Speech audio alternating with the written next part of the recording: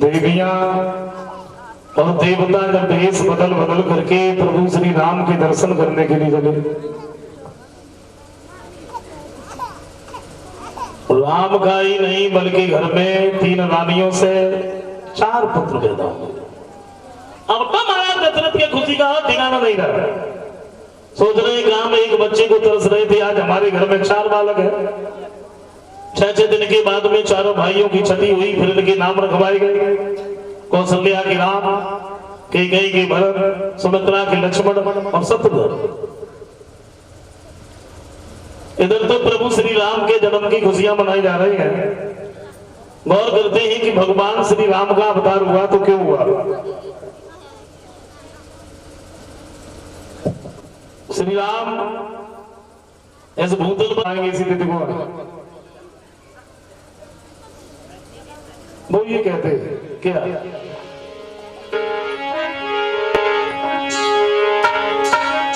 जब धर्म की हानि और बाढ़ अधम असुर अभिमानी, तब धरी प्रभु विविध शरीरा और हरि कृपा में धिसा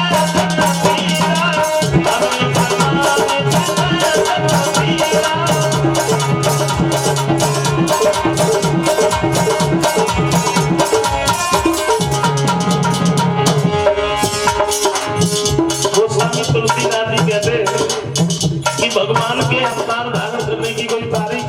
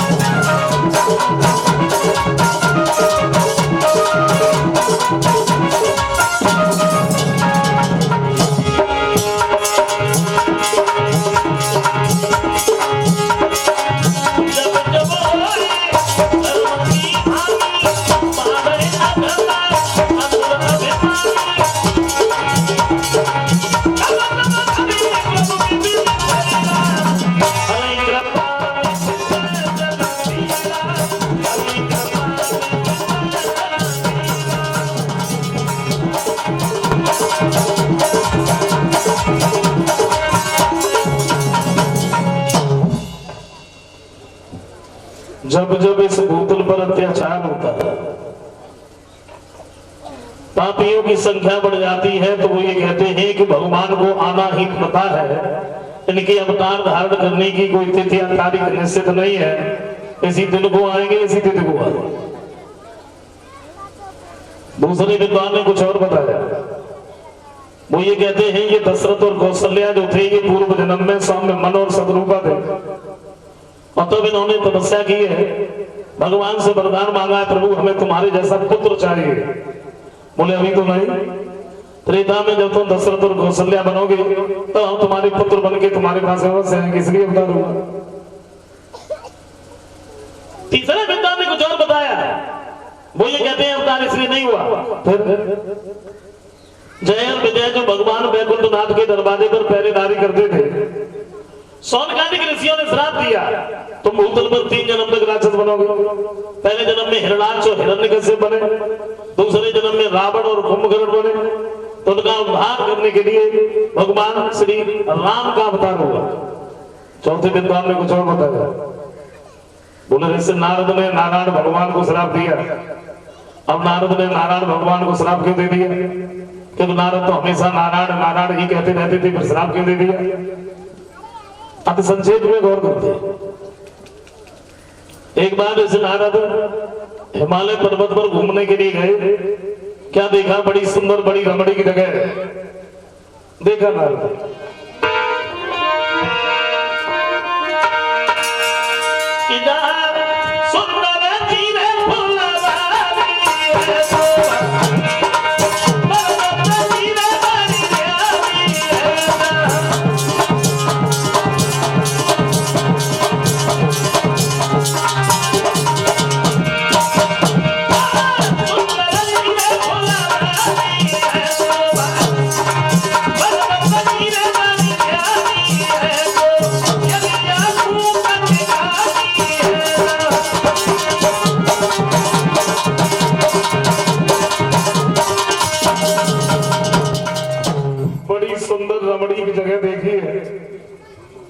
तो एक बात सोची, हमें बैठ करके तपस्या करनी चाहिए। अच्छा, नारद ने जो तपस्या की, नारद ने घोर तप किया।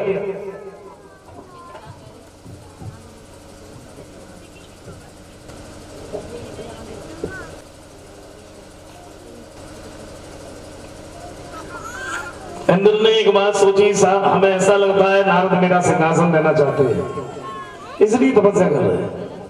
और इंद्र किसी को तपस्या नहीं करने देता था, कुर्सी का बहुत बड़ा डर रहता था कहीं हमारी कुर्सी न चले जाए। वो सभी तुलसीदास जी कहते हैं क्या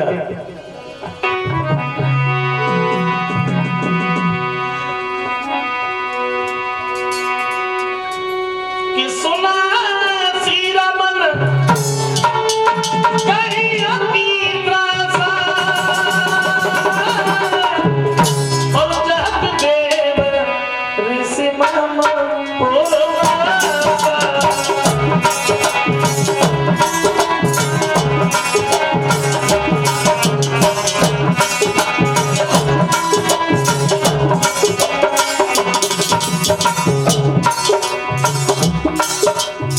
बात सोची है, शायद नारद मेरा सिंहासन लेना चाहते हैं। तो गोस्वामी तुलसीदास जी कहते हैं क्या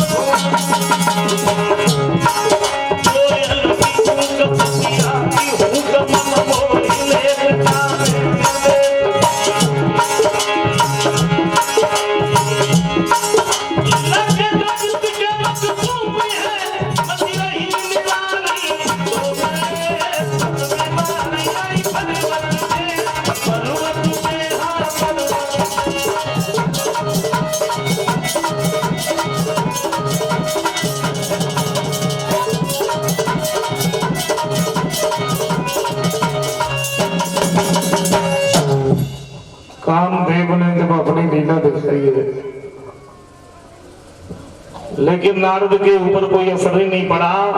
कामदेव निराश होकर के वहां से लौट गए। इंद्र को जाके सारी बात बताई, महाराज माफ करना, हम नारद को तपस्या से नहीं दिया था। इधर नारद की जब आंख खुली तो बड़ा अभिमान हो गया। अभिमान क्या हो गया? अभिमान यह हो गया, अब मेरे समान दुनिया में कोई महात्मा है ही नहीं, मैंने तो कब वेद को जीत लिया, मैं बाल ब्रह्मचारी हूं। हो गया अभिमान। और इसी अभिमान को लेके ऋषि नारद भगवान शंकर की नदी पहुंचे। भोले बाबा ने देखा तो बिठा लिया, आओ नारद, बड़े दिन में आए, कहां रहे अभी तक? नारद कहते प्रभु आपको नहीं मालूम? नहीं तो? बोले मैं हिमालय पर्वत पर तपस्या कर रहा था, और सच बताएं मेरे समान दुनिया में कोई महात्मा है ही नहीं। क्यों? क्योंकि मैंने कामदेव को जीत लिया, मैं बाल ब्रह्मचारी हूं। भोले बाबा समझ गए मैं अभिमान हो गया। एक बात भी देखो नारद, तुमने जब बात हमसे कही सो कही, लेकिन कहीं ब्रह्मा जी से जाके नहीं कहना। तत्काल ही नारद उठे, ब्रह्मा जी के नजदीक पहुंच गए। और वह बात ब्रह्मा जी ने समझाई, बोले हमने कहा तो कहा, लेकिन कहीं विष्णु से नहीं कहना। नारद थोड़ी बहुत देर और बैठते, फिर बिल्कुल नहीं बैठे। तत्काल ही बीड़ा उठाया, विष्णु भगवान के नजदीक पहुंचे। भगवान ने चेहरा की तरफ देखा तो देखते ही समझ गए कि अभिमान हो गया। फिर भी बैठने के लिए कह दिया, आ नारद बैठो। भगवान कुछ पूछ पाते उससे पहले ही नारद बोले, प्रभु आपको कुछ मालूम है क्या? सच गए तो मेरे समान दुनिया में कोई महात्मा है नहीं। क्यों? क्योंकि मैंने कामदेव को जीत लिया, मैं बाल ब्रह्मचारी हूं। भगवान कहते देखो नारद, सच बात तो ये है, महात्माओं के लिए कामदेव जीतना कोई बड़ी बात नहीं है, और तुमने जीत लिया तो तुम कहते गाय हो। लेकिन नारद अपनी रचना ही लगाए रहे, अपनी बात कहते रहे।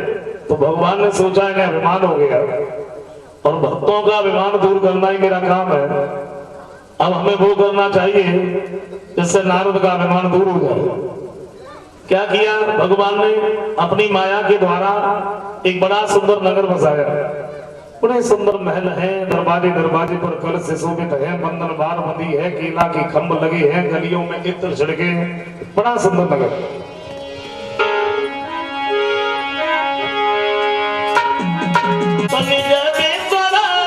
पुरी से भी प्रभु ने और अति सुंदर जिसे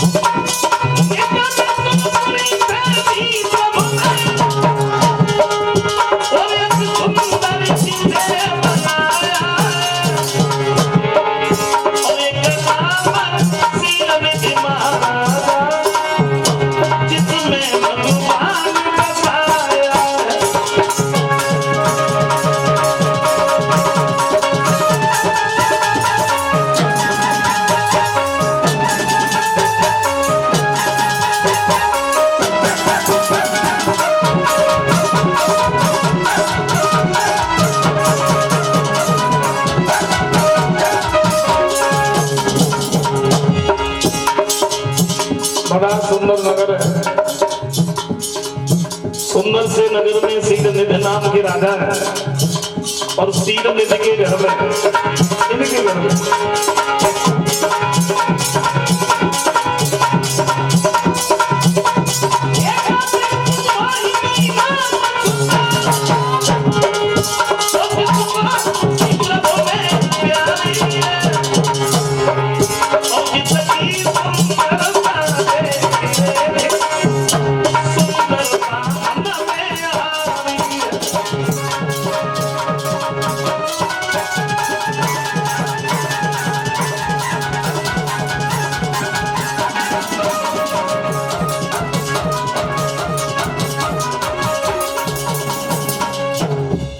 बड़ा सुंदर नगर है। सील निधि नाम के राजा है। सील निधि के घर में विश्वमोहिनी नाम की बड़ी सुंदर बेटी है और उसी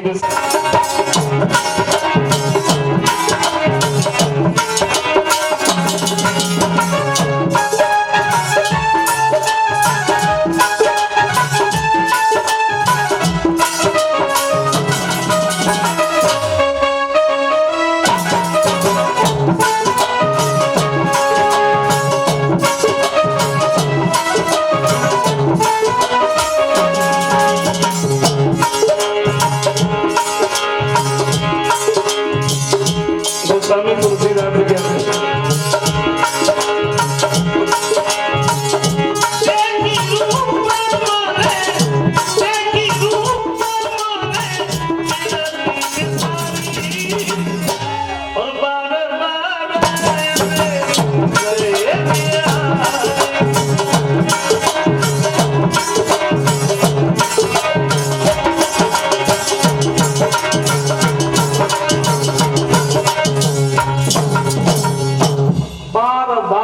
रहे रेहान, हाथ की तरफ नहीं चेहरा की तरफ देख रहे। सीने तो बोले महाराज आप तो कुछ बोल ही नहीं रहे, खाक हो गए। लड़की की हाथ की रेखा पर एक नजर पड़ गई नारद की और नारद को बिल्कुल उल्टा दिख रहा है। उल्टा उल्टा क्या दिख रहा है? लड़की की हाथ की रेखा तो ये कह रही है इस लड़की की शादी उसके साथ में होगी तो लड़का अमर होगा। जो लड़का अमर होगा उसके साथ में शादी होगी। और नारद को ये दिख रहा है जिस किसी लड़के के साथ में इस लड़की की शादी हो गई तो वो लड़का अमर हो जाएगा। तो मैं क्या करूं, मेरी तो समझ में नहीं आ रहा है। मैं तो इतना सुंदर भी नहीं हूं ये लड़की मेरे गर्दन में जयमाला डाला। फिर एक दूसरी बात सोची, विष्णु भगवान तो बड़े सुंदर है। जब हम उनके पास में जाएंगे उनसे हम उनका रूप मांगेंगे, मैं अधिक सुंदर हो जाऊंगा और जब अधिक सुंदर हो जाऊंगा तो ये लड़की हमें देखते ही मेरी गर्दन में जयमाला डाल देगी। नारद तो आगे बताया कुछ भी नहीं। सीने तो बोले महाराज कहाँ हो गए? नारद कुछ भी नहीं बोले, भागे।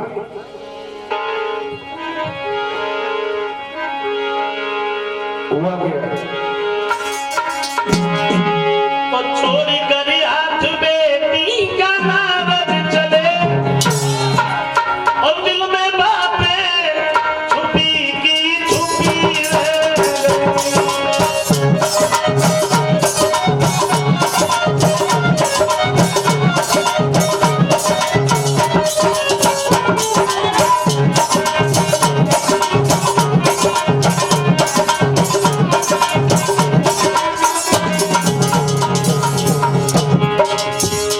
नारद भागे।